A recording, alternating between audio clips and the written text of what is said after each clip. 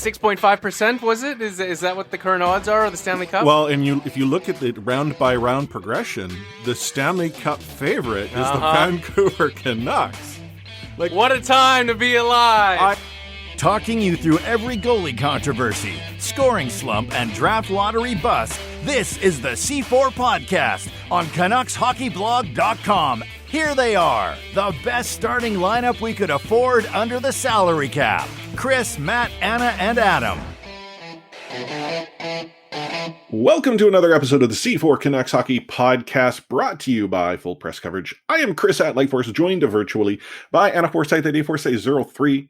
Missing in action is Matt Lee at @MattLee_61, and still on the LTIR, Adam Ovenall Carter at AdamFOC. Welcome, Anna. How goes it? Yeah, it's all right. I mean, it's juniory outside. Oh, no kidding. Lovely juniory weather. But, you know, apart from that, it's all right. Just kind of gives me an excuse to stay inside and not really do anything. You know, speaking of January, I was actually talking to some people at work about that, and they're like, oh, June's always like this. And I'm like, no, June used to be like this here in Vancouver. January was a thing. I would like to think the last few summers, it's been smoking hot. No, it has been, but we had our June already. It was pretty warm, April, May, so we kind of had that, like, early summer already. So it'll be nice again in, like, end of July, maybe. Sure, end of July, when we have July-uary or July-tober. But then the cold weather kind of then makes it a whole lot more palatable to think that there's going to be summer hockey, or at least a chance thereof. Right, exactly. I mean, as you say, like, summer hockey is such a weird and wacky idea. Rain in June, hockey in summer, like, it doesn't, down is up is down these days, so, you know. Yeah, it's all sorts of crazy. I know. Speaking of crazy, I was listening to the last week's episode, the one that I missed because Matt said I was teaching, which actually is not entirely incorrect. I mean, what I do for a living, but I am not a teacher like Adam is a teacher. I'm a adult educator, but he had referred to Adam being out on the open water and possibly getting swallowed by a blue whale. Did I hear that correctly? Like, I don't remember the part about the whale, but it does sound like something Matt would say. Yeah, it threw me off for the rest of the episode. Where, like, so maybe we should check that he didn't send that one message to Discord from inside a blue whale. A blue whale that obviously, you know, doesn't, you know, find itself in the Georgia Strait of Burrard Inlet. But hey, you know what? Crazier things have happened. That said, we're not going to go and spend too much time wondering where Adam happens to be, whether or not it is inside a blue whale, or whether or not Matt's on his way to rescue him, because, hey, Matt just told us this morning, couldn't make it, too much going on. So we thought we'd throw everything off the rails and reminisce about the good old days.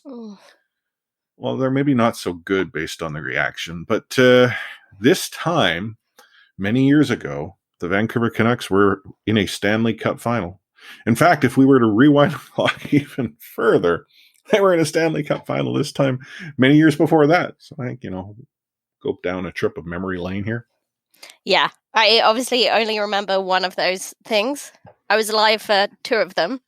Two out of three, but I remember two of the three. I was not cognizant of what my memories were back in the 80s. And then we'll talk a little... They always say, don't they? Like, if you remember the 80s, you weren't really there. Okay, I thought that was the 70s. But anyhow, we'll also talk a little bit about the fact that hockey might return. Again, still up in the air, and it is NHL Awards season, which is still kind of funky because technically the season's not quite yet over, but it is. So we'll actually talk hockey. All that coming up on the C4 Canucks Hockey Podcast as you're hearing it on the Full Press Coverage Network. Talk about a rewind. We're going like way, way, way, way back here. And let's kick things off talking a little bit about the 94 Stanley Cup final. I'm going to only reminisce a little bit. Yeah, I mean, go for it. Like, good old days. The Vancouver Canucks got through the Calgary Flames in just absurd fashion. Like, it would be akin to, I actually don't know what. I mean, the Canucks were not the favored team by any shape of the conversation. And when, Jeff Brown fires the puck to Pavel Bure, Brown to Bure, in alone, and he scores, I almost, went blind in one eye. My friends and I we're at sort of a birthday party for a mutual friend. We're all watching a hockey game. We're all big Canucks fans, and everyone jumped up and threw their hands in the air.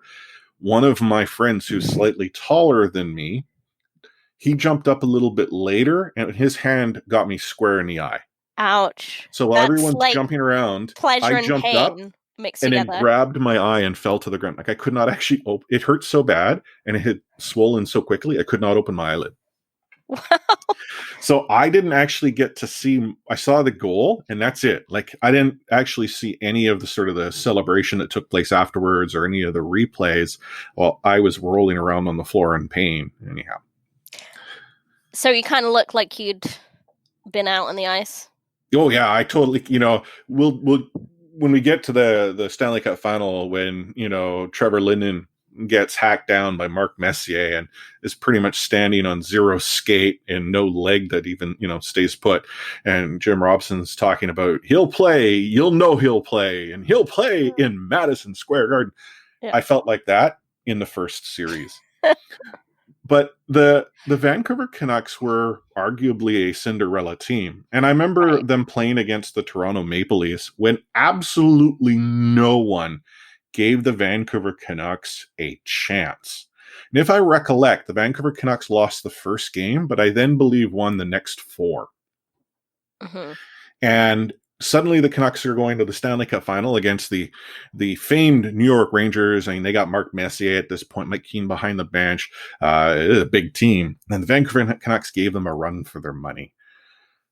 Oh, I remember Game 7, leaving school early. My girlfriend at the time, her parents picked us up from school, and we went out to their family friends out in, I think it was like South Surrey or White Rock. And like, they had this giant screen TV set up in their backyard for everyone to watch. Because that's the other problem, playing in New York. It was like puck drop at like 4 p.m. or whatever. God. I mean, productivity must have gone way down in those games. No doubt. I mean, that totally happened again in 2011. But it was, I mean, yes, a post is not the differentiator in that game, but the Vancouver Canucks did everything in their power, including dealing with playoff refereeing, and came up one, essentially a goal short. Nathan Lafayette hit a post. That puck goes in, and I think the Rangers crumble. Like they were doing everything that they possibly could do to hold on. They couldn't slow Trevor Linden down. I mean, Messier had tried to, and proceeded to go and Gary Smith the side of his leg with his stick, and was it. That was the year. That's it. It's a game of inches, isn't it? Like, I mean, for a reference, only Trev Goldie will get. It's the barest of margins, because Kevin Bieksa against the Sharks in 2011. That is the flukiest, craziest goal ever. No, he planned it. It was totally, I don't know if you remember the commercials back in the day when it was I think it was Wayne Gretzky and Michael Jordan, Larry Bird. It's off the sideboard, hits the lamp, rims the garbage can, nothing but net. Yes, I'm sure Kevin Bieksa has that skill. But, I mean, he was the only one in the building that saw it where it went. Yeah, he started celebrating. And was it Houston or was that Cuthbert at the time? I'm trying to think. I think it might have been Houston. I think it's Houston. Calling the game, yeah. And even he's you could tell he's confused. Yeah. I mean, but at the same time, Alex Burrows slaying the dragon, that clearing shot that from what's the Chicago Blackhawks defenseman? Was it Bolin? No, I feel like it was a lesser known one because he got interviewed for the Thomas Drance article, and he was actually very generous with his time and pretty magnanimous considering, but just those tiny moments it hinges on. Yeah. I mean, while you look that out, sort of going back to 94, and the Vancouver Canucks had it wasn't a Stanley Cup parade, but it was essentially a parade. and they filled BC Place to celebrate the season. And 95 had so much optimism. Like this was the blue collar team that, finally had come together under Pat Quinn, and he had made some shrewd trades. And then 95 happens, and then the dark ages. Like the Vancouver Canucks were actually a better team in 95 and didn't do as well. And that's where I think it's about a mixture of the secret sauce. At no point in time did I think anyone perceive the Vancouver Canucks to get as dark as they did, but they did. I mean, we had the Keenan era. We had Mark Messier in town, and there is a reason why those two are not well liked by Vancouver Canucks fans. And it wasn't really until the West Coast Express that the team became a better team, but then couldn't get through the Detroit Red Wings, couldn't get through the Colorado Avalanche. I was talking to someone, actually, my Vancouver Titans podcast. One of the people I was interviewing used to actually work in media for Chicago Blackhawks. And I was talking about how the Vancouver Canucks have historically always encountered the era teams. Mm-hmm. Right? The 82 Stanley Cup final lost to an era team. Had to then try to get through Edmonton, continued to lose to era teams. Struggled for a while, and then they run into Detroit, era team. Chicago Blackhawks, era team. Even the Los Angeles Kings, arguably, you could almost say is an era team. Colorado Avalanche in that mix. And so when things turned around in, I'm going to say it was 2009, 2010, that was the first, we could say there's a chance here. Maybe 08, 09, and then, but 10, that was it, because, we're going to get through Chicago this time. We didn't. So in 2011, when the Vancouver Canucks drew the Chicago Blackhawks and go up 3-0, it's like, oh yeah, destiny. And then they lose game 4. Mm-hmm. You know what?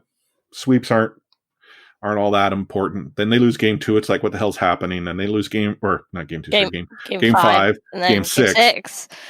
And then, oh God, when it went to overtime in game 7, I passed out. Just so you know, the defenseman was Chris Campoli. Okay. Yeah. I was never going to guess that name. No, exactly. It's not who it's not one of the names. Yeah. Yeah. I mean, I was in San Francisco at the time. I just left Vancouver after the 4 months I'd spent living here. Mm-hmm. I was staying in my friend's sick apartment by myself. I spent all day getting sunburnt at the baseball, and I came back to watch that game, and yeah, like, I just remember going absolutely crazy with no one to go crazy with. When I was downtown, I was watching it with a number of people that I knew sort of through Canucks social media. We were at, it was called like Corner 31 or 131 or something like that. Oh, on Water Street there? Yeah. Yeah, I know it. Small little quaint bar, but we sort of, that was home base for us, and we watched every game there. They set us up like right in front of house. Great service. It was nice. And I remember when the Vancouver Canucks won, we headed up to Georgia in Granville, and we partied with everyone else that was partying there. Right, and I went to game 1 against the Coyotes, and that was the most anticlimactic game that I have ever. It was almost boring, and the Vancouver Canucks didn't look that good. And it didn't occur to me that it was really good or exciting hockey. Against Nashville, do you mean? Yeah. What did I say? Arizona, but that's all right. Nashville, sorry. Some weird hockey market. Yeah. And at the time, I was like, this is like, having gone through all this emotion in game 7 against the Blackhawks and then go to game 1. Like, I remember there was like no energy in the building either. It was so surreal. I mean, it was a weird series. It was where Ryan Kessler single-handedly... Yeah, he decided, we're going to win. And, you look at the Preds, they did look like a good team. I think of all of the teams, including the Boston Bruins, I actually think the Chicago Blackhawks were able to get into the mind of the Vancouver Canucks. And that's, I think, something that the Bruins were sort of able to do as well. But I think arguably Nashville was probably the better matchup at the time. And when the Vancouver Canucks beat the Predators to take on the Sharks, like I at that point, I'm like, this is the year. I mean, I honestly thought when we got through Chicago that I was just like, oh, well, that's it then. That's like, even spending less than 6 months as a Canucks fan, I kind of had already got into the mindset that, oh, okay, this is our fated year. And then when Nashville actually started playing well, it was just like, what are you doing? This is our year. Well, see, okay, as a Canucks fan, winning the first round matters very little. I know, right? And I wasn't damaged yet. And whereas I'm beat down, broken, and barely holding it together. So watching the Vancouver Canucks get past Nashville, that's when I'm like, okay, there is a chance here. And then they pretty much had their way with the Sharks. Like, even when the Sharks tried to take it back to the Vancouver Canucks had an answer. Like, what was it? Was it game 4? Game 5? I can't remember. So they got there in 5. Well, no, I'm trying to think which game it was where Sammy Salo had like 2 on the power play. Like the San Jose Sharks had went down 2. It was a 5-on-3 or something. Like it was like a game that just went crazy, and the Vancouver Canucks maintained their composure. And we were seeing officiating in the Stanley Cup playoffs that we had arguably not really ever seen much of beyond the first round. Right. So Vancouver Canucks, beat the Sharks, and suddenly we're waiting for either Tampa or Boston. And I had presumed at the time Tampa would get through. If officiating had stayed the same through that series, I think the Tampa Bay Lightning beat the Boston Bruins. And I look at the Vancouver Canucks and Tampa as 2 high-flying teams. That'd be a good series. I think the Vancouver Canucks win. The problem is that the officiating changed quite a bit in that third round. Yeah, I mean, you're talking about anticlimaxes. Like, Jesus Christ, I almost died of boredom watching the Bruins play Tampa. Well, but that was because you think of the dead puck era and having grown up in it. The worst part about it is that the dead puck teams brought the game down to their level. Mm-hmm. They made it boring. They slowed everything down, and it wasn't entertaining. I know, Matt will make fun of me when I say I'd rather see an entertaining loss than a boring win. But I grew up in the dead puck era where a boring win, because it was 1-0. It wasn't 1-0 because it was a defensive, battle or goaltending battle. It was 1-0 because both teams trapped the life out of the game. Right. So, but that convinced me just more and more that it was the Canucks here, because I was like, these boring teams can't. Well, and so going into the Stanley Cup final, I remember having a conversation. So at the time, Canucks Hockey Blog was being brought on by the Vancouver Vancouver Province to do these essentially game day previews. So they were doing this video blog. And I remember being brought in, and I was having a conversation. Gosh, I want to say it was with like Ian McIntyre or something like that, or it might have been Tony Gallagher they had brought on, and they had us as bloggers, which was kind of surreal. And I had commented, I'm like, if it wasn't for the fact that the standard of the officiating seemed to be going towards what the standard is for Stanley Cups, the Stanley Cup playoffs, the officiating changes. That is something we're accustomed to. That gives me concern. And whomever it was, whether it was Ian McIntyre or Tony Gallagher, whomever it was, had said, that's a good point. And, we saw this sort of happen in Game 7 specifically. It'll be interesting to see what happens in the final.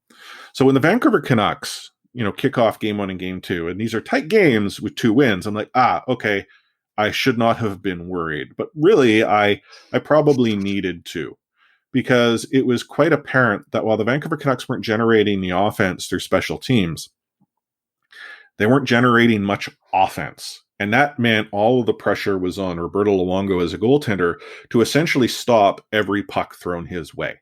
Mm-hmm. Like, he got 3 shutouts, losing the Stanley Cup final with 3 shutout wins.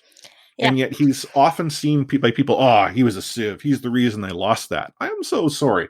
If your goaltender can pitch 3 bloody shutouts in a 7-game series, you don't have any business throwing that person under the bus. There are bigger problems there that's what's necessary to win. Yeah, okay, I would have liked to have seen him not get ventilated in Boston. Let's be real. Yeah. Game 7 was painful, it's true. But coming home. Oh, sorry. He got ventilated in 3 and 4. Yeah, 3 and 4 also. 8-1 was brutal. And Game 6 didn't look so hot. And then coming back to Vancouver, and I remember, so you had, shared a message that you had from 2011 on the socials. And you weren't the only one. There were so many people talking about, oh my goodness, this is good. This works out well. The Vancouver Canucks are going to win the cup at home. That'll be awesome. Parade goes down Georgia Street, turns at Robson or whatever. And Didn't happen. No, I mean, I think I also might have shared a message last year, maybe it was, or the year before, that basically so in game 4 and 5, I couldn't watch game 5 or 4. Yeah. Anyway, I went back up to Manchester and I was partying, so I couldn't watch it. So wait a minute, you were prematurely partying? Well, no, this was going back to see my university friends after being away in Canada for 6 months. Okay, so it wasn't unrelated partying. I'm sorry, there's levels of cursing and bad juju here, and premature partying has to be top of the list. And I just basically said that I hoped we didn't win it. In those games. Actively cheered against your team because you didn't. Oh my goodness! It's all your fault, Anna. I mean, yeah. Oh man. And then good thing Matt's not here. He'd be like, losing his mind. lots of cursing there, lots of jinxing. I just, the worst part about 2011. I mean, there are a lot of obviously worse parts. The fact that we had the riot afterwards because a bunch of idiots decided to go and do some stupid stuff. And unfortunately, there are too many lemons in this world that see people do stupid stuff and think it's okay to then do stupid stuff themselves. But going into the following season, 11-12, the Vancouver Canucks season was arguably better. And I remember the Vancouver Canucks had won the President's Trophy, clinched their playoff berth, and there were still weeks to go. And the entire season itself was anticlimactic. It's like, okay, well, when did the Vancouver Canucks get to the Stanley Cup final again? And I remember, I'm not sort of going to talk about that series, but you go back to like Ryan Kessler just this past season when he was talking about, in 2011, and a number of the players were like, you don't realize how that was going to be your one chance. And thinking that, oh, well, we're just as good and we're going to do it again next year. And I mean, arguably during the regular season, the team did. And things completely fell apart. I don't know if it was the extra year of being a Canucks fan, the getting up at 3 a.m. to watch games, but when the Canucks won the President's Trophy for that second year in a row, I definitely didn't feel it in the way. Well, but that's where I sort of think it wasn't that the Vancouver, you didn't necessarily, I mean, I'm not going to tell you how you felt, you know how you felt, but like how I viewed that is like, that matters not. That means nothing. Right. But I had no emotion invested in that season. My emotion was all invested for the playoffs, but I didn't have that same maybe we just didn't get the chance to get excited in the playoffs. Maybe that's it. But growing up as a football fan, winning the league and coming top of the league is the be-all and end-all, right? So although I understood hockey by the end of the 2011 season, and I understood that that wasn't the be-all and end-all, like, it was still exciting to win the President's Trophy. I thought, we're the best team in the league, that means. Whereas... Well, no. Like, and that's where a lot of people make the argument. The best team in the league is not the team that wins the President's Trophy. Right. The best team in the league is the wins Stanley Cup because the East and West don't play the same number of like, I mean, I'll use like the Premiership, for instance. It's a balanced schedule. Yeah, and there's one time zone.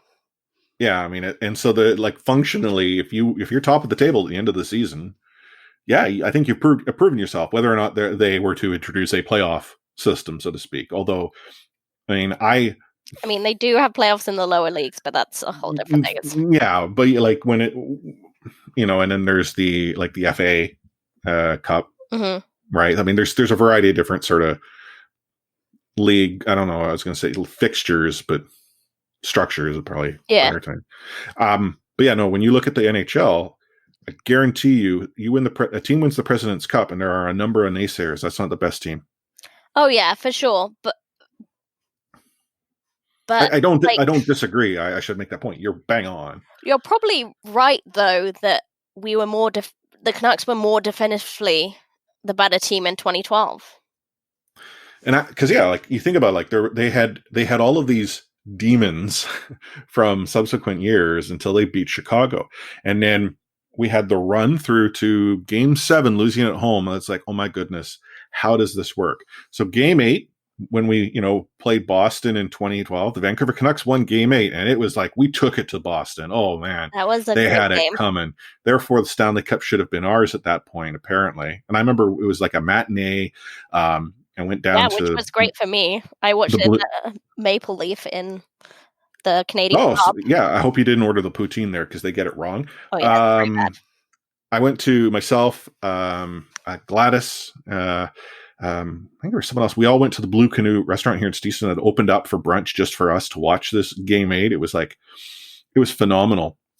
And then the playoffs roll around, and it was just like, okay, wake me up when the Stanley Cup final is on and the Vancouver Canucks are playing. And I haven't woken up since. Mm-hmm. Yeah. I mean, I often talk about this, but 2011 was the best and worst time to become a Canucks fan. Yeah. Because they really hooked you. But it's just been pretty disappointing ever since. And you're right. It has been. I think it would be remiss for us not to point out we're starting to see some more excitement. Yes. But I think this era of Vancouver Canucks feels very much like the West Coast Express team. And that's not to take anything away from Petey or Brock or Quinn. But the West Coast Express had a line. And right now the Vancouver Canucks arguably have a line. They have sort of 3 really key players. I need to see more from this team to lead me to believe that they're truly a contender. And I don't think there's many out there that would argue that the Vancouver Canucks are truly a Stanley Cup contender. If you are, I want some of your Kool-Aid, man, because whatever you're putting in that stuff, I need some of the happiness that it might provide me. Just before we leave 2011 behind, although all this reminiscing about 2011 has been somewhat painful, the only good thing to come out of it is that me and friend of the show, Cam Robinson, realized we were in the same bar for Game 7. Oh, really? 2011. He was in London, bumming around Europe, his words. And we were both in this big, ginormous sports bar, imaginatively termed the sports bar in central London.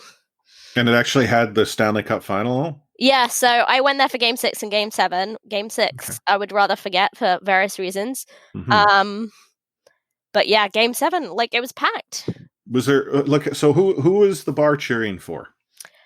It was definitely more Canucks fans than Boston fans. Really? It wasn't as partisan as the Maple Leaf, where there was 2 brave Bruins fans for Game 8.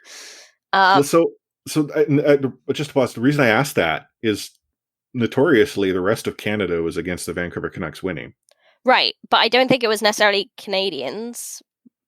All Canadians. I mean, I think I'm not gonna say all Canadians, but if you were a fan of any other team not named the Vancouver Canucks, you were cheering. Arguably, the majority of those fans were cheering against Vancouver. But also, you have to remember, Game 6 started at 3 a.m. Game 7 started at 1 a.m. So you have to be pretty hardcore. Yeah, okay. And that's, out, if I'm a Flames fan, I'm not going to turn out. You're right. Exactly. Sorry. So, Okay. So you're at the sports bar. Yeah. Crazy hour in the morning. In the morning, accompanied by my brother, who is not yet into hockey. I mean, arguably not really into hockey now, but he was super into hockey for a while. After that Game 8, he really enjoyed that. But yeah, it was just very sad, and my brother was just trying to cheer me up the whole way home as we were going home on the night bus at 5 a.m. But so hanging out with friend of the show Cam Robinson before he was friend of the show. Yeah, and before we were friends, we didn't realize we were in the same bar. Do you know what what's interesting about that is the podcast spun up soon after. Back then we had CHB TV, and when I decided I wanted to do the podcast as opposed to this video part, it was actually based on 2011. So ultimately, all of you listeners of the C4 Canucks Hockey Podcast have the 2011 Vancouver Canucks loss against the Bruins to thank for the podcast that you hear, today. I know. Pain, but also ultimately led to this great creation. Any more memories, or shall we kick things back to present? No, that's it. It was a weird summer for me. just leaving Vancouver for the first time, and I just really missed Vancouver, and no more so than in that moment at Game 7. But at the same time, it really hooked me on hockey. So, well, that's good. And it created C4. So, yeah, see, there are some silver linings. I want to say I wouldn't change it, but of course I would. I want that. Oh yeah, I'd dump you in the podcast in a hot minute if it meant the Vancouver Canucks won a Stanley Cup. And I don't mean you from the podcast. I said you and the podcast. Yeah. No, same here. Yeah, and I mutually, I respect that. So we'll take ourselves a short break here before we talk a little bit of what's going around the world of the NHL in 2020. Take hitting out of the game. You can't hit anymore, so don't do it. The unsportsmanlike conduct, I want to get an explanation on. No kidding. Because how do you get suspended for unsportsmanlike conduct? Plus interference. There's no interference there. He had the puck. Now, Madison never ever did that before. Now, why did he do it? And that because he was mad. Well, your early favorite for the Calder Trophy, that's for sure. Elias Pettersson, you might even say your early favorite for the Hart Trophy. Just to get back to your question, Elias is going to play plenty. He's going to get a lot of power play time. And yeah, I'm concerned about our offense. We lost 200-point players, and we've got to find a way to score. I'm not sure when news came out in line with our last episode, but of all people to break this news, Rob Fay, who you might know as the voice of the Vancouver Canadians baseball club here in Vancouver, shared on Twitter that it was all but confirmed that Las Vegas was going to be a hub city for the NHL. In fact, he had also shared that rooms and logistics and whatnot had been secured and paid for. We're talking like cold hard cash down. Now, I find that odd that like Vegas as a hub city would be confirmed sort of on its own, but I'm not outright surprised because of, I mean, look at Vegas right now. I mean, it's essentially open for business. The casinos are full. Yeah. Like there are people there. Like I'm not going to suggest that's the right decision or not. I am. It's not the right decision. The casinos are open like they are, and people are being stupid. Yeah. But if you're the NHL, how do you sort of turn down, that type of environment? The city's got the capacity. You've got an audience. It's a marquee, a showcase market. Yeah. There are already people around. Like you're going to generate some buzz. I mean, it's literally a showcase. Like, it's not a real town. It's a resort town. It's set up for entertainment. Mm-hmm. So I think one of the NHL's lingering concerns is the amount of ice, NHL ice. But Vegas just say, we can put in NHL ice because they have the space. They're literally in the desert with these huge, spaces for shows, etc. So they'll put in NHL ice. And that's the thing. Like they have, you're right, the capacity, the theaters, the large open spaces. Like how many times have we watched some form of like fight? Exactly. UFC, boxing, wrestling, all of that stuff. That's happening in a controlled, closed environment that arguably, with the technology NHL has access to, can put in a rink, practice space. I mean, or in fact, you could argue that maybe they might be able to put in like, game space. It then, has me wondering if that's all that was necessary. Does that then mean that if Vegas is one hub city, that the next one's out east? That means Vancouver is out of the picture, which is equally interesting because now the province of BC has not only written a letter, but Dr. Bonnie Henry has said, yeah, I agree with the plans that the Vancouver Canucks have. So why would they be still going through all of those motions if Vegas already had a signature on the paper? Right, and I think obviously the league, in an ideal world, they'll want an Eastern team to host, to be a hub city, because that just go to Florida like every other professional league is. But that time zone, man, like if you have two teams like on the Pacific time zone, like that's no bueno for the NHL. Well, but that's where I think all, like, if they, because I want to say when the NHL, when Gary Bettman had his interview, he said they are looking at 2 hub cities. Mm-hmm. So if there are 2 hub cities, I would presume they just break it down east and west. You would think, but it will just be I think it will be which two cities are the best suited, and a big proportion of that will be the time zone. That will be a factor. But if Toronto Vegas, don't have it set up, then they can't go to Toronto. Sure, but like I can't remember the number of cities on that list off the top of my head. Like Toronto, Vancouver, and Edmonton were 3 out of Canada, and I want to say it was Vegas, Dallas, LA, Chicago, Minnesota. Okay, sorry, Minneapolis. Simple. Yeah. Okay, so I mean, okay, then I guess like I could see a Chicago, like it just, or a Minneapolis, but something I shared in Discord. And again, if you're not part of our Discord, easiest way to join is bit.ly/C4 Discord all caps. That's bit.ly/C4 Discord all caps. I think I shared it in off topic as opposed to Gate 16, but the governor of Texas has actually said, like in July, sporting events can have half capacity or some craziness like that. So now you're the NHL, who are a gate-driven experience, and you've probably been making plans for this to take place in closed doors. Mm-hmm. But one of your teams is located in a state where the state said, "Yeah, no, that's good, man. Put some people in the seats. This is good for people, economy, well-being, morale, whatever the heck it is."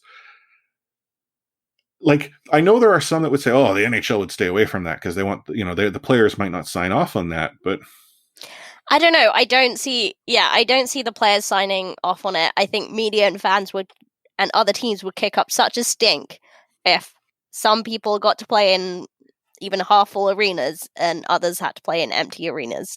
Like, I think, how can you say that that's fair and equitable playing conditions? So, but hear me out. Is that actually going to be half full? Like in the United States, there are enough, I think, diehard fans that may look to travel. And the United States tends, like I have this app on my phone, Flight Radar. Mm-hmm.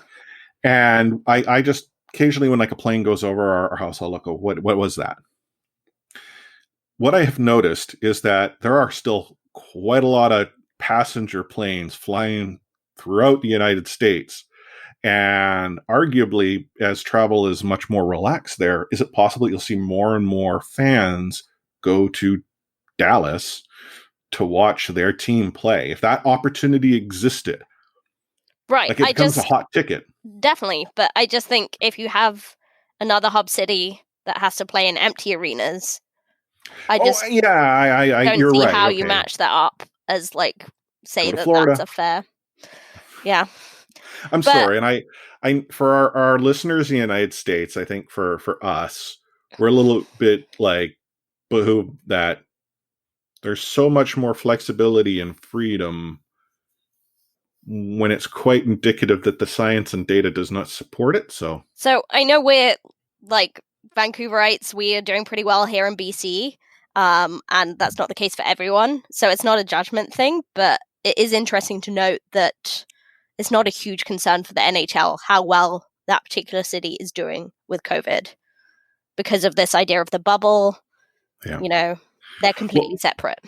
I mean, really the only thing the NHL has articulated, I mean, outside of sort of the high level, like, say, blah, blah, blah, is how in Canada, that 14-day quarantine period is a non-starter.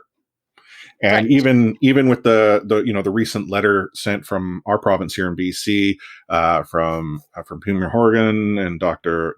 Henry, the 14-day quarantine they feel is still important, but they're willing to accept that this team can come and sort of quarantine together. Like they'll expand themselves as one bubble, and wherever that bubble is quarantined.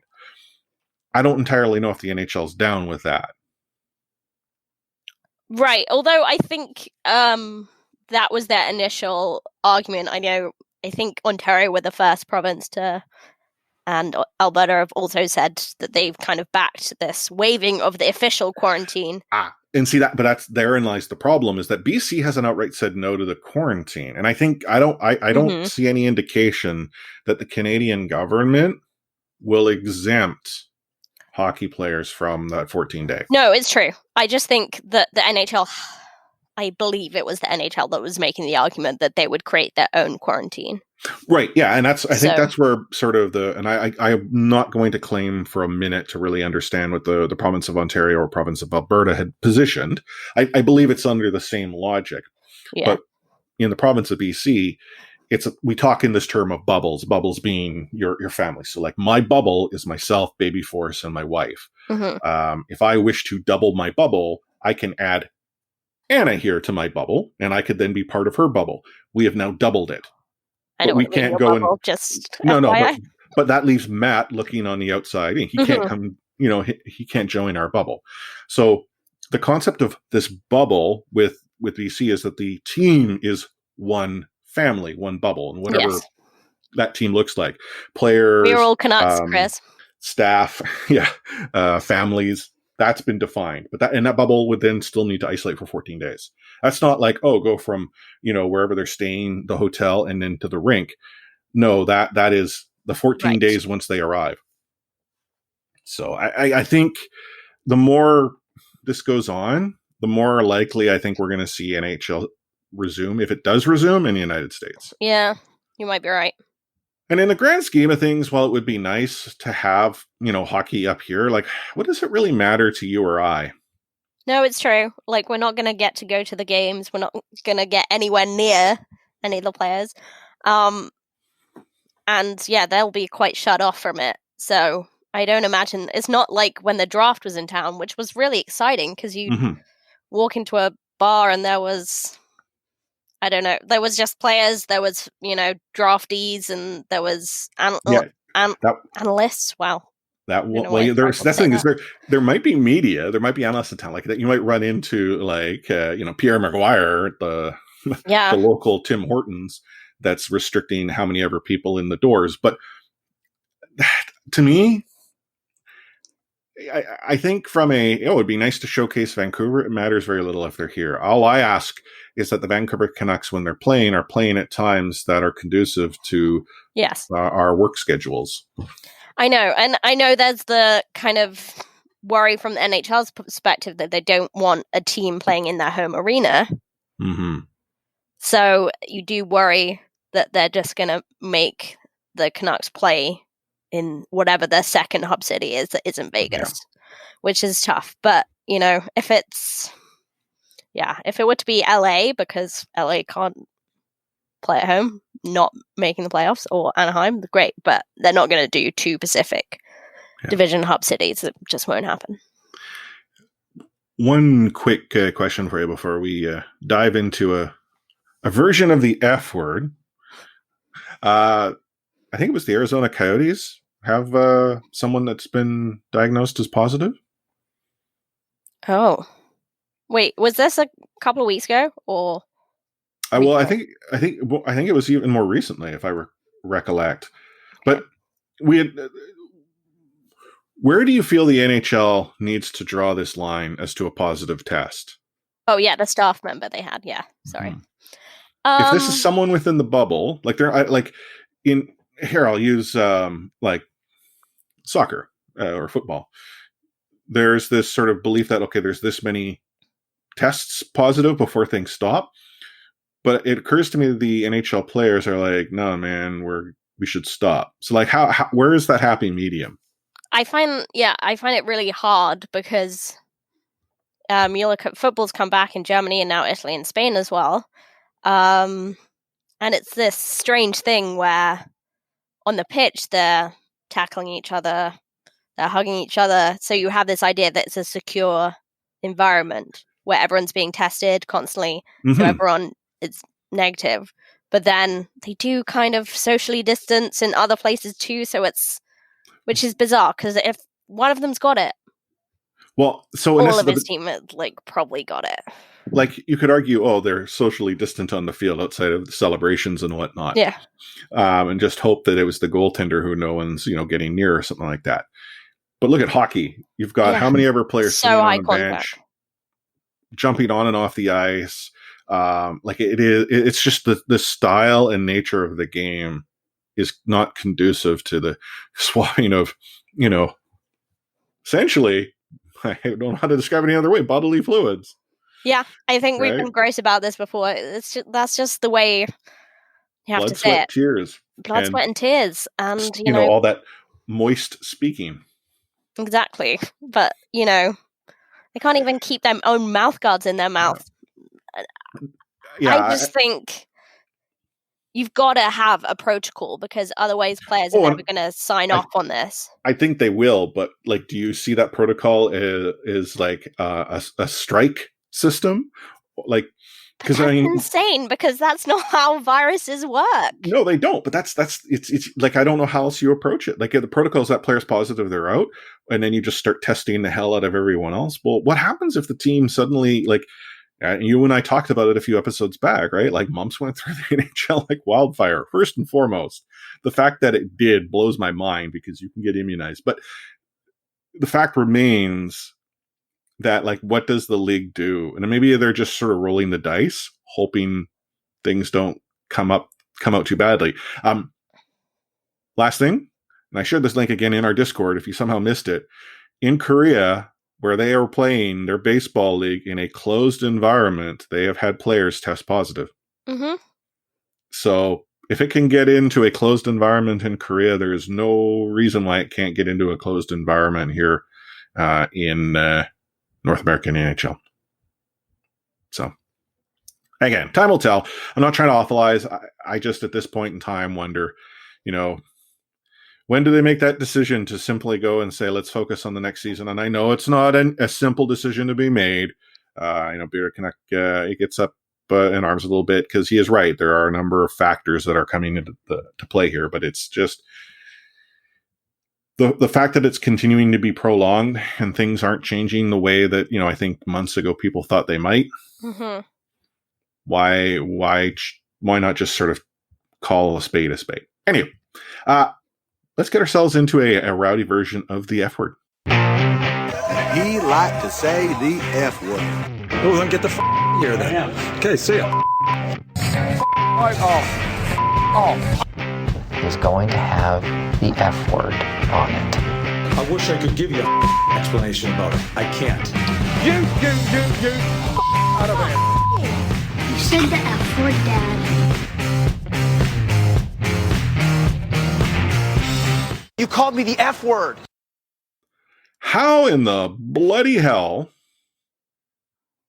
what was it? I think it was Bernstein that did that did the preview, or not the preview, like reached out to 11 teams in the West, and nearly all of them had Makar over Hughes. Like, how in the bloody hell is that possible? Yeah. Like, I'm not knocking Makar, but how is it that every single one of them says Makar? I know. And he's ahead in all the polls we've seen. And you just thought,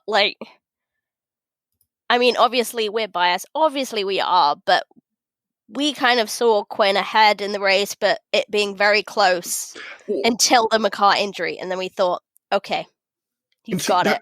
Our boy's got it. That's the thing. Like, you know what? If Makar were to still win, because you could say, well, prior to the injury, he was it, and the injury shouldn't, derail. Well, I'll give you this exhibit titled Brock Besser. Mm-hmm. But the struggle that I see is, how is it that not one, scout or source or whatever, maybe he was asking, the assistant equipment manager. I don't know. But how is it that Quinn Hughes doesn't come up as the first place vote out of any of them? The closest that Quinn got was someone who simply said, I can't pick. They are 50-50. Flip a coin. Yeah, it seems crazy to me. I just think the hype that Quinn Hughes had, maybe that's localized that hype, but he really lived up to it and went above and beyond. And in a team like the Canucks, in a blue line as damaged as the Canucks, he, led the way. And it really wasn't easy conditions. And I think you do have to take that into account. Not that Colorado is the best team in the league, but they're a decent team. And I just don't think he's had to have the responsibility that Quinn Hughes has. So, I'm going to talk a little bit about the Hart Trophy. as it relates to Quinn Hughes, and historically how the Hart Trophy has been awarded to essentially the highest scoring player in the NHL. It's not exclusively that person, but generally it's always given to the player that has generated the most offense in the league. The problem is that seems to behoove the fact that the Hart Trophy goes to the league MVP. If you are truly the most valuable player, how is it that your teams aren't that good? Or if you were to take that player out of that team, is that team still functioning the same? I then wonder if the Rookie of the Year should not follow that sort of same criteria as the Hart does, where it's the player most valuable. This would be the rookie most valuable. Is taking Makar out of the picture in Colorado. How is Colorado as a team? I'll be honest, I don't know. I don't follow the Avs enough. But they still have one of the best players in the league on the team. Right. Take Quinn out of Vancouver. Let's take Hughes out of the picture. Is there a replacement that the Vancouver Canucks have access to that are going to be able to generate the offense that Quinn generates? The defensive stability that he provides? I don't think so. I think the Canucks are still an okay team with Petey and Brock and Bo, and presuming things are there, but I don't think they're anywhere near the competitive team that we currently see today. I am more than willing to eat crow because at the start of the season, one of my predictions was like, I think Quinn Hughes is going to get the slow roll in. He might be the Biega in the early part. I was wrong. Mm-hmm. But take him out of this team, and man, this team's nothing. Yeah, I mean, sidebar rant on how weird the Hart Trophy is. Like, it's just such weird criteria because every team has an MVP. Even the worst teams in the league, even Detroit has an MVP, like the most valuable player to that team. So to try and rank, I get the reason behind it because you're trying to give teams that aren't at the top of the league a chance to showcase their best players, like Edmonton. They're not a great team, but they have the best player in the league. Which is why I find it bizarre that Leon Draisaitl is in the Hart Trophy conversation. Can I just say it? Leon Draisaitl is a phenomenal player, but he's not even the best player on his team. So how can he be the most valuable player to his team in the league? Well, this is the thing, though, is that the Hart Trophy is weird. It's weird. And I think, and I'm I maybe do myself a disservice when I talk about sort of how the voting system works, because I'm just, a basement podcaster here. But there are a lot of hockey people that make these decisions. It follows no science. I have no problem if you were to go on a balance of probabilities, have two phenomenal players that if you were to say, they are by far the most valuable to their team and they are the most valuable to the league. And if I were to take these two players out of the picture and both players are so instrumental to their team that everything falls apart. So I need to now differentiate.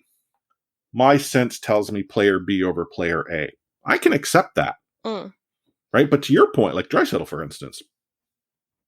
They just don't want to give it to McDavid because that just is too obvious. Who, quite frankly, he's a phenomenal player, but is he truly the most valuable in the league? And if that is the case, there's bigger problems in your league. Right. But yeah, honestly, there are other markets where it might be, I think it's more stark in other markets, that where the team is so poor, but they have a shining light. Mm-hmm. I'm not throwing shade. I actually am not thinking of a specific place, but I just think that the idea that you brought out is that I think you should really take into account what that team is like without them in the rookie race. Given the Canucks blue line, so not only is he had to exist in more difficult conditions, but without him, the team is really struggling. So, as it stands, if you're a Canucks fan, we're probably not going to expect the Vancouver Canucks to get the Calder once again. It's just, I don't see if it's that one-sided how the media changes its tune. And I know that it wasn't a media poll, but the what was it? There was, I think, an NHL.com poll where it came up where Quinn didn't even have, like, he was like second by far. Yeah, Like, second wasn't by even far. close. Yeah, that's the one I was. Yeah, so Yeah. We sort of talked about Hart Trophy, where there's this thought that Draisaitl might get it. Again, weird. Yeah. And I mean, to actually let's look at Colorado. Like, what happens if they don't have Nathan MacKinnon? Exactly.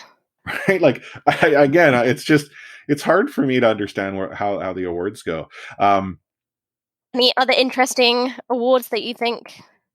Well, so I'm not going to suggest he's the best defenseman in the league, but if Quinn's not in the conversation for first or color, why is he not in the conversation for Norris? And again, I'm not suggesting he should win it. No, I mean, I think the Norris is interesting because I thought it was John Carlson's to lose, and then according to media polls, it seems like Roman Josi in Nashville might be the front runner. So, but that's sort of where my problem is. Like, again, I view, and maybe this is my view, maybe it's misunderstood, or sorry, maybe I misunderstand. Not my view is misunderstood, but I misunderstand. Is that Norris Trophy should go to the best defenseman in the league? And now, I view the best as being the most valuable to their team, and subsequently, you have to be that to be in that conversation. But okay, I would argue with you on that point because the Norris is described as the best defenseman in his position.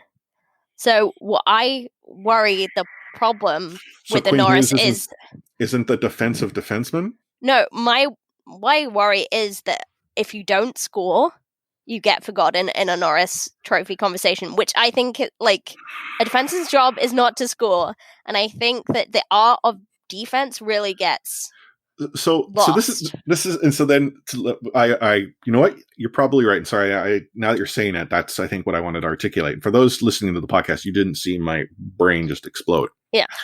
So then I would argue that the NHL is missing an award because up front you've got the Selke. Yeah. So do you have what's the reverse of the Selke? You mean? Well, yeah, exactly. I don't know, but then you might argue, well, wait a minute, there's no maybe that's why offense gets looked at too much in the Norris conversation because they don't have it. I just think the Selke is a weird award. I would get rid of the Selke. Well, I think a weird Lady Bing. Oh yeah, I mean, what about the Mark Messier? Let's don't get into that. Okay, here. Let's just scrap all the NHL awards and start again. Okay, despite the name, a leader within the team. Like, I actually have no issue with that particular trophy. It's just the difficulty that I see. Okay, and you may now we're talking about this. So if the Selke is for the all around forward, what is it you need to be as a forward to be the all around? Yeah, because I actually read the official description, and it says the forward that shows the best defensive capabilities. So what if you don't score, but so you're not really an all-round forward, you're just a forward that's good at defense? You're Manny Malhotra. Right. I mean, Manny Malhotra, there was a reason why he was brought out on the ice for defensive zone, every single defensive zone face-off. He was brought back to the Canucks to teach face-offs purely for that reason initially. Yeah, by description, I think he should have qualified for that. But at no point in time would he have ever been part of the conversation, nor should any of us have suggested that, right? That would be more of the Masterson. But I have one last NHL awards rant. Is that I don't think that you should have to nominate someone for the Masterton, because then you get ridiculous nominations like Connor McDavid because he got through an injury. I think, there should be a number of central nominations almost, so we have 5 inspiring stories. So that conversation took place in Gate 16, and I sort of sat back because I'm on the fence. I know Connor McDavid brought up because he got through an injury, but it wasn't just like a run of the mill injury. I know. I mean, his leg got essentially wrapped around. It was a hard injury. I'm not disputing Yes. that, but he's And it the did best not player slow in the him league. down. Yeah, but that's where, and he's still like, the best player in the league. correct. That's if he had come back and he was still just a good player, but he but that's not like because of his. he shouldn't win. Like, I don't think he should win for that. But I don't mind the like. You're right. Maybe it's the nomination part. Like, I just like Jacob Markstrom is the Canucks nomination. I mean, he's a great guy, but why? What has he done to deserve that? Like, no, I'm genuinely curious because he had an injury. Because he had. I mean, I believe he deserves plenty of cookies and drinks bought for him after that defense that he had to goaltend behind, but I'm not sure that qualifies as like the same level of hardship of getting over an addiction. Yeah. Okay, anyway, that's my last thing. Burn the NHL awards to the ground. It's so surreal that we're talking about awards when we still have this pseudo season to finish up into the playoffs. Like does that factor in? So if let's say the Vancouver Canucks, win the Stanley Cup final, having beat the Minnesota Wild and then subsequently run the table the rest of the way, is that phenomenal performance from Tyler Toffoli in that first round enough to like put him over the edge when he's actually not really in the playoffs, and then he just subsequently has an okay series after that? Like, it's so weird. Yeah, I mean, we talked about this before, that what does that play-in series, what do the stats count for? No and one I knows. said that my worry is that they don't count for anything. Well, I don't think they will. I think disappear. I think the play-in is equivalent to stats in the shootout. They don't count for anything except for wins, losses, and a dash against a goaltender. Yeah, I think you're right.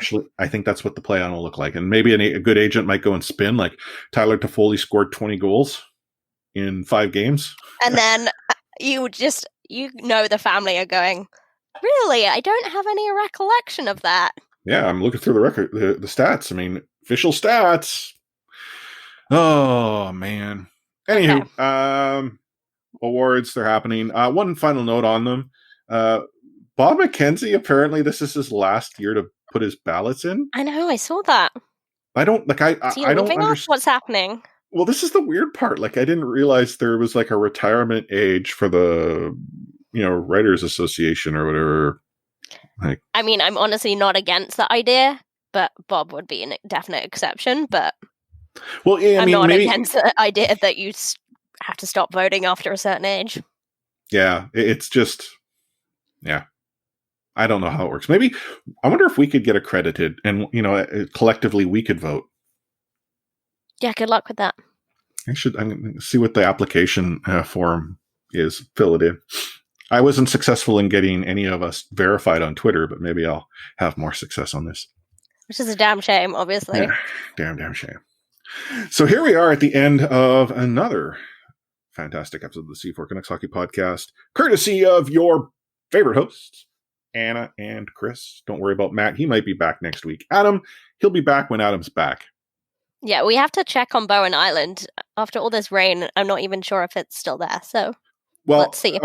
I when I was listening to the episode and Matt's like, oh yeah, I asked him in Discord, how he's doing, if he can give us TLDR, and he doesn't respond. I'm like thinking, doesn't Matt have the ability to text Adam? I don't know. I have texted Adam in the past. It was pretty fruitless. I'm sure. Wait, you can't? Okay, I can't. So I see where things fall. But the point being is, like, there are other ways to communicate, to find out more of what's going on. Yeah, I mean, apparently they're friends, but I wish them well and all that jazz, but yeah. Anywho. But yeah, I mean, hockey may or may not be back. I mean, this episode comes out, who knows, the NHL may go and talk about, transitioning into the next phase, talking about hub cities. Like, right now, if we look at the calendar as it stands, technically speaking, we would be coming up to a draft and free agency, and we still have no idea what's going on there. Mm-hmm. I mean, yes, we'd be actually also coming up to a Stanley Cup final, but there's no clarity. We know that NHL award voting is in progress, which is also kind of weird. Yeah, as always, still in limbo, still much to be figured out. Yeah, well, where's the best place for our listeners to keep up to date on everything that has to do with the Vancouver Canucks? Because obviously they already subscribe to our podcast, and if they don't, I hope they smash the button. And we are on pretty much if you haven't subscribed, what are you doing? Yeah, we're on every podcast app out there. If you're listening on CanucksHockeyBlog.com, go down an app, download an app, make it easier. Save yourself time. I mean, I personally use Pocket Cast, but you can use the Apple Podcast app, the Google Podcast app, Spotify, Stitcher, iHeartRadio. We're everywhere. Yeah, we're all about. Also on Twitter at the C4 Podcast, or on Facebook at the C4 Podcast. I don't know why that was hard for me to say. Mm-hmm. And as Chris mentioned partway through, we're also on Discord, where you can get all the chats, the conspiracy theories about what happened to Adam, argue about whether hockey should happen or not, argue about awards, and all other kinds of nonsense. And to get there, you go to bit.ly/C4 Discord, and that's in all caps. Yeah, which actually someone asked me, what does that mean? It's all the letters are capitalized. All uppercase. Mm-hmm. Just hit that caps lock button on your keyboard. That's what that's for. The letter all the C, big the letters. number 4, and then PODCAST. No, I'm already there. It's C4 Discord, isn't it?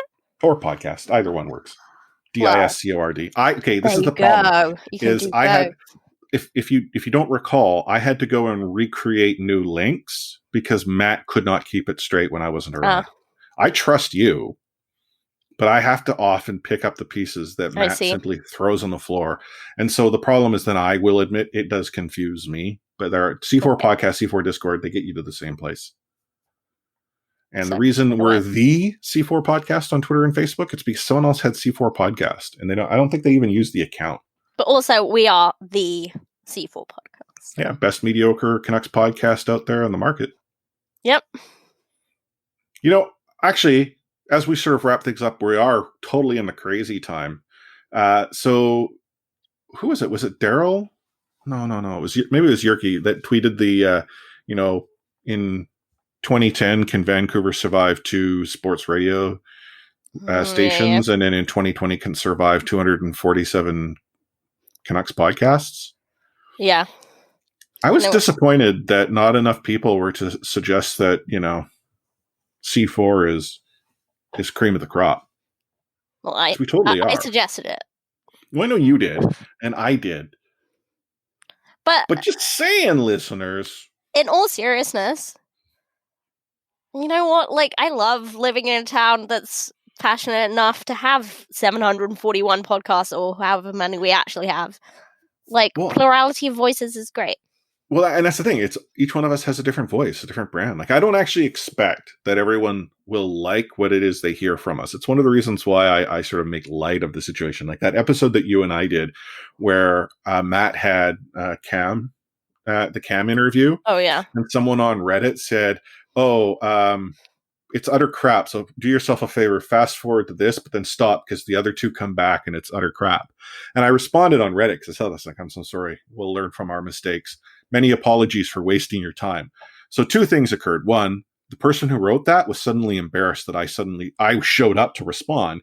And I think 2, it hurt them more that I simply accepted what they said and acknowledged. Didn't argue. Well, Canucks Twitter, Canucks Reddit, all feeds on their oxygen is fighting. So they didn't like that. I'm not going to fight. The only thing I'm going to fight is like Matt.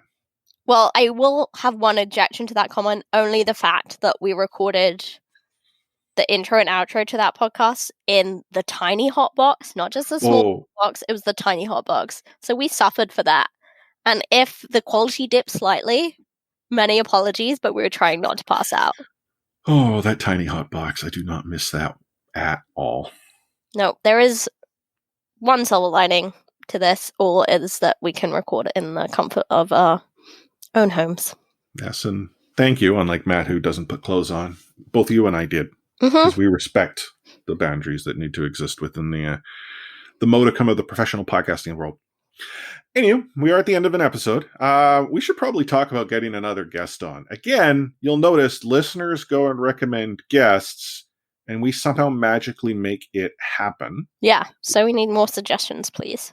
Yeah. So, and the best way that you can actually suggest is, one, in Discord, obviously, 2, on Twitter, but try to, connect the person to us. Now, we might already be connected, but don't just presume they know us or we know them.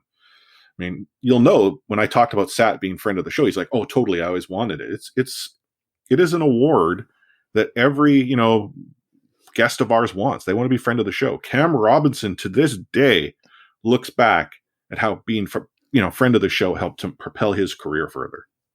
Totally. I mean, if he only knew that what he had to do was buy me a drink at that bar back in 2011, and he would have been a friend of the show from someone who wasn't yet hosting. Yeah, I mean, his career, he would have been a whole lot different. He would have had more success early on had that happened. See, missed opportunities. Don't let others miss that opportunity. Let us know either in Discord, on Twitter, wherever it happens to be. But in behalf of the Missing in Action, Matt Lee at Matt Lee _61, Adam Omenel Carter at Adam FOC, myself, Chris at Lightforce, and the wonderful and always here in person, Anna Forsyth at 84603. I'm going to sign this magical podcast off with those 2 words you are waiting to hear. It's we out.